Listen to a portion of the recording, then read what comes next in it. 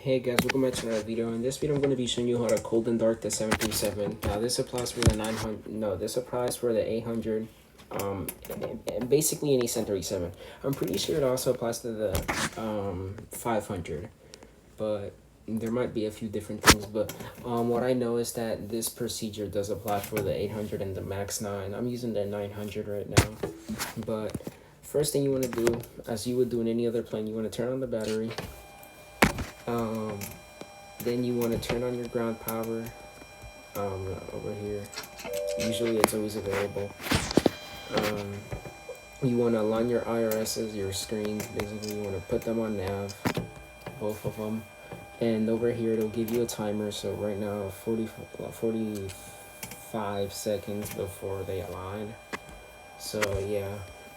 After that, you want to turn on your hydraulic pumps right here. You want to turn on your packs, because if you don't, then your plane's going to be pressurized, which is a mistake I made, because usually I was used to the Max, because the Max and the 900, for the 900, since they're those are like newer, I think, or I'm not sure, but basically with the Max, the packs are usually on, so I didn't realize that I had to turn them on for the 900 and the 800.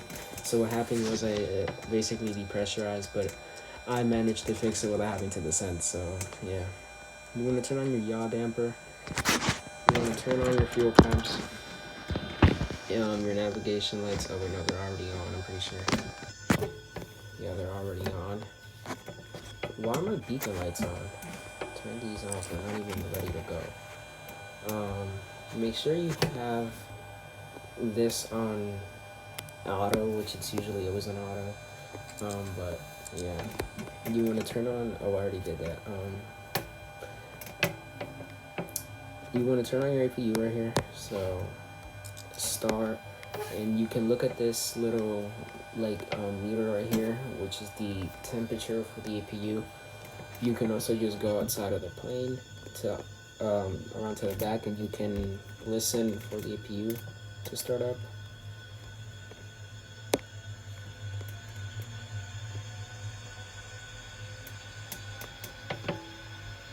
It's starting up there.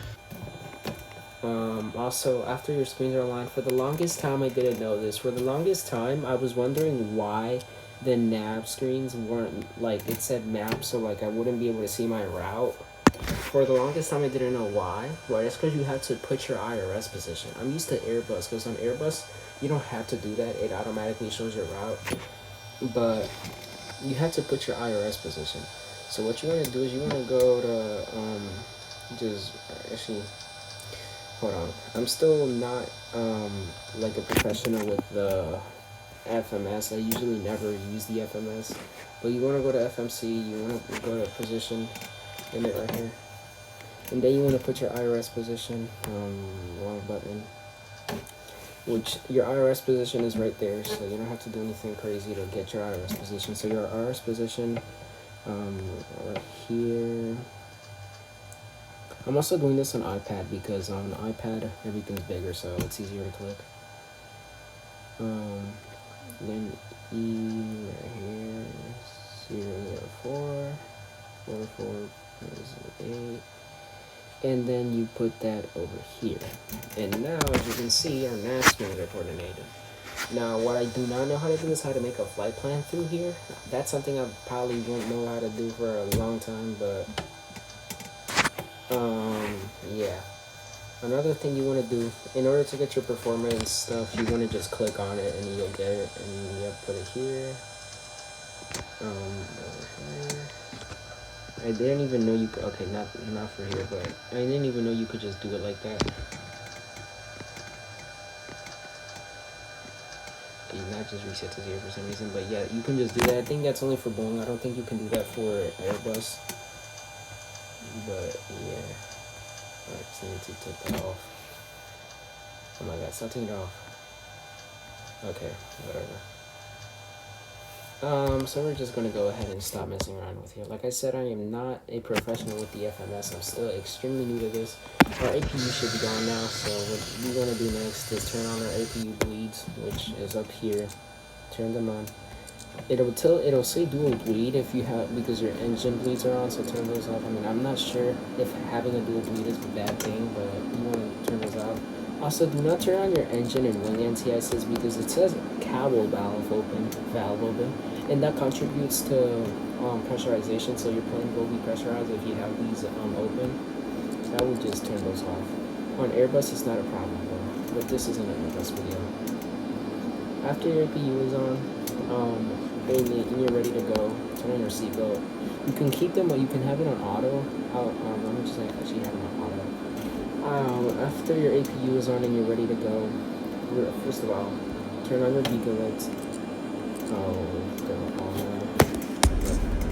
You want to attach your pushback tug. I forgot to turn on the APU generator. Make sure you turn on your APU generator before you attach the pushback tug. Rookie mistake right there. Okay, there you go.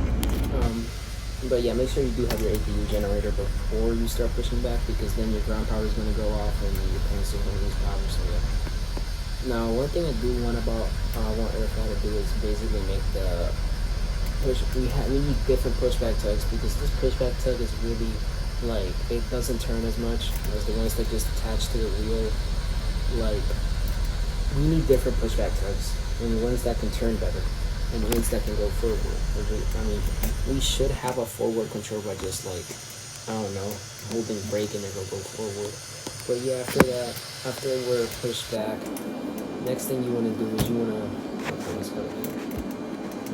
turn on your engine fuel switches. You want to put your engine fuel switches on idle, and you want to go up here, make sure your ignition is on both, and you want to turn it, put it on ground, and you can look here, the start valve is now open, and your engine will start up, so you can come over here,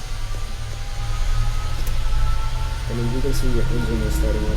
Make sure you have your engine on, make sure you have your APU on, because without reloading, your engines can't start. So make sure you have your APU on before you start your engines are starting to start. And after both your engines are started, turn off the APU, and turn on your engines. It'll say running, I think. Yeah, it'll say running after it's actually started out. Put your flaps down at whatever position. I'm going to put them down at 10. Are they at 10? I can't see. Yeah, they're at 10. So you can see they're extending now. So yeah, your engines is now on. Do the same thing for engine 2. In real life, you would have these on constant ignition, because engine flame outs are the most likely to happen when you're taking off and landing. So I'm just going to put them on constant. FLT means wet, but you don't put them on wet. As you can see, the low pressure thing means that it's only because your engines aren't on. So you can see engine 1 is on, and the low pressure thing disappeared. But yeah.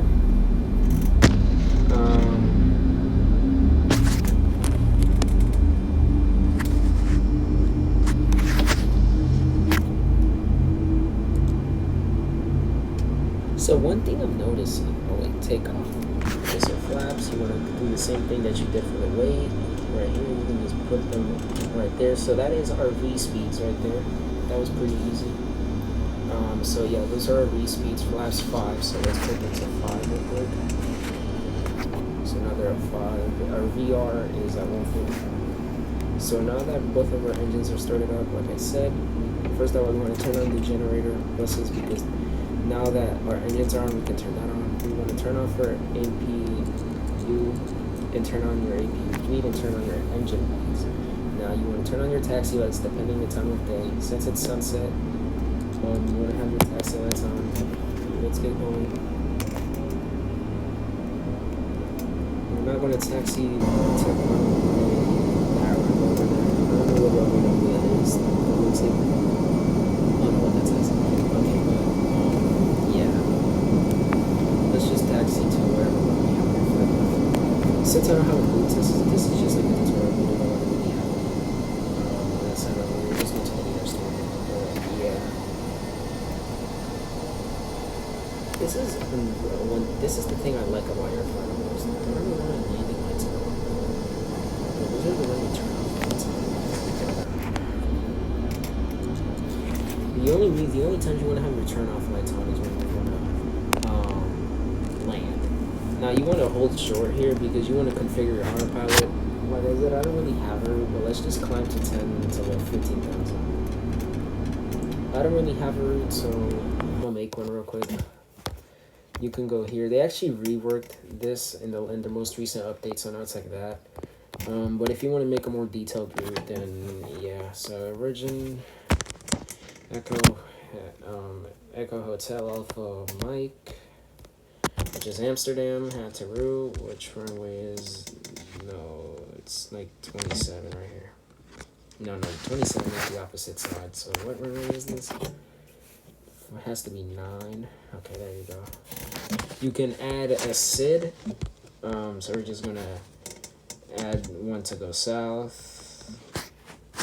And let's say we're going to Paris. So we're just gonna do this. This is also the thing I like about Aerofly the most. The flight planning is so straightforward. It's not even difficult. Then we click on Paris destination. Let's say our landing runway is 27 left. You can add a star. The thing with the stars in this game is that they're so weird. For a lot of airports, they're weird. I don't know what the hell this is. Like, what is going on here? What kind of zigzag pattern is going on here? Okay, so we can just remove a few waypoints for it to not look weird. Okay, there you go. So that's our start procedure. Then you can put the approach. So that is our approach. And there you go. There's a flight plan. Now, it'll tell you your distance. Sometimes it'll tell you your flight time. You can also set your cruising altitude. But the only time this doesn't really matter unless you're using the game's preset autopilot. Like that cruising altitude doesn't matter if you're not using this right here. If you're just using autopilot from the thing, like from the plane, then yeah. I'll show you what I mean. So then you want to turn on your flight director. You want to turn on your auto throttle. We're going to go to 250 right away. So we're just going to put this at 250. We're going to go to, let's just say 25,000 feet.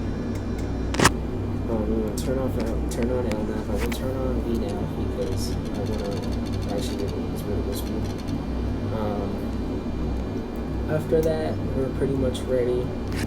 So what we're going to do is we're going to turn on our strobe lights, which put the switch off. Put these landing lights, turn these landing lights on. You can keep your taxi light on because that basically just serves as a nose light. So yeah. Also, one thing I noticed is that why is this on? It says ram door full open. That'll close after the takeoff, so don't worry about that. Now we can go onto the runway. Now, one thing I really do like about Aerofly is how the lights actually reflect off the ground like that. I've always been a big fan of that. And now we can go onto the runway and take off. So yeah, let's go back to the cockpit. Also, tell me in the comments what's your favorite plane in Aerofly. For me, it would have to be this one, the 737 family. You just can't go wrong with the 737. I do hope they had E-jets though. I want E-jets in there. But yeah, you can either do like a rolling departure, a standing takeoff, which is when you like go full power once the parking brakes on. But we're just gonna do a regular departure. So yeah, we're gonna put them to 25 for things to stabilize. Now we go full power. Well, not full power, just 80%. Hopefully that game doesn't crash because the reason I don't play Airfly is because this is a 9th generation and this doesn't have a lot of RAM, which means the game runs on, which is also why people see like no shadows or to the passengers.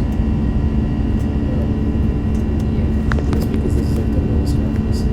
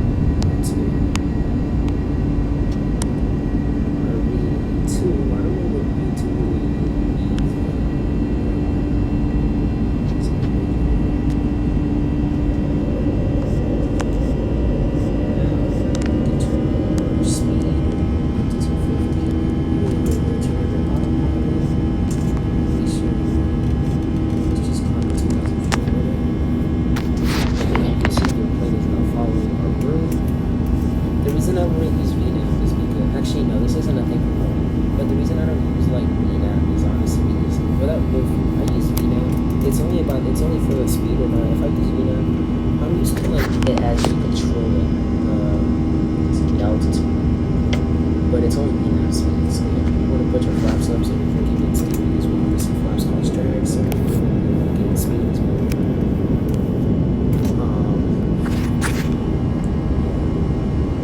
And also on Airbus, for some reason, Airbus has thrust limiters. Yeah, on Airbus, like, you have to have your throttle at the climb position for the auto throttle to work. If you don't have it at the climb position, then your auto throttle works. So it's just something like that. And yeah, just like that, your auto ramp still works. I'm not actually going to do the turn fire. I'm going to skip it using that time skip it. But yeah, so next week it just looks beautiful. The scenery in Aerofly is so amazing. Just look at this, bro. Look at the city lights. Yeah, I think these are the best city lights out of any flights. To be honest, there's only 2 flights in the years that have city lights, which is Aerofly FS. So yeah, this is the best of the best city lights that you'll get. Now, I think this is the point where distance isn't necessarily. Actually, it's not even that bad. But yeah, now we're at 250. I'm going to play time skip because again, I don't really use a time follow because it would just make the video so long, and also my game might crash.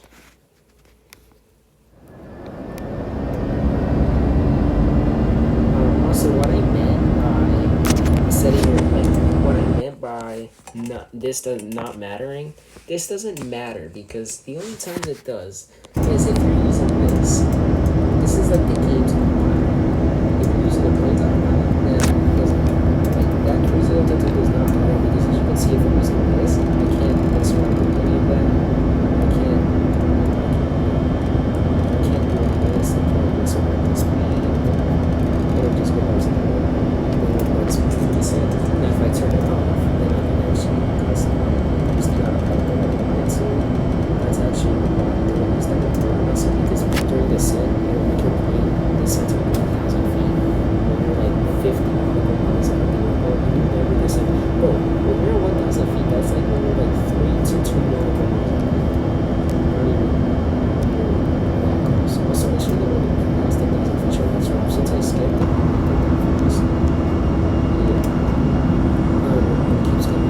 I wish you could like drag the plane to a certain time because I have to click this a lot. So what's going to happen is we're just going to keep skipping. I was going to go to the map and drag my plane to the destination, but that's not the best thing. Okay, but now we're cruising up to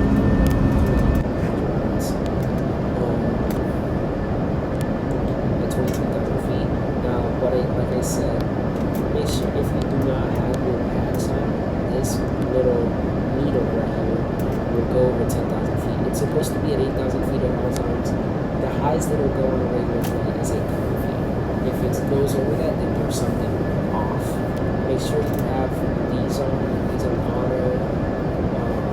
Make sure you have this on auto too, because basically it'll just adjust the pressurization of the cabin to the altitude.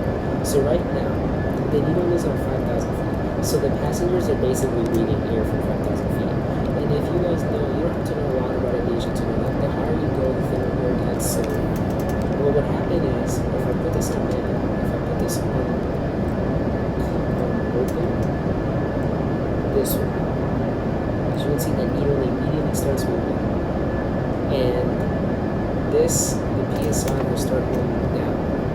The pressure will start moving.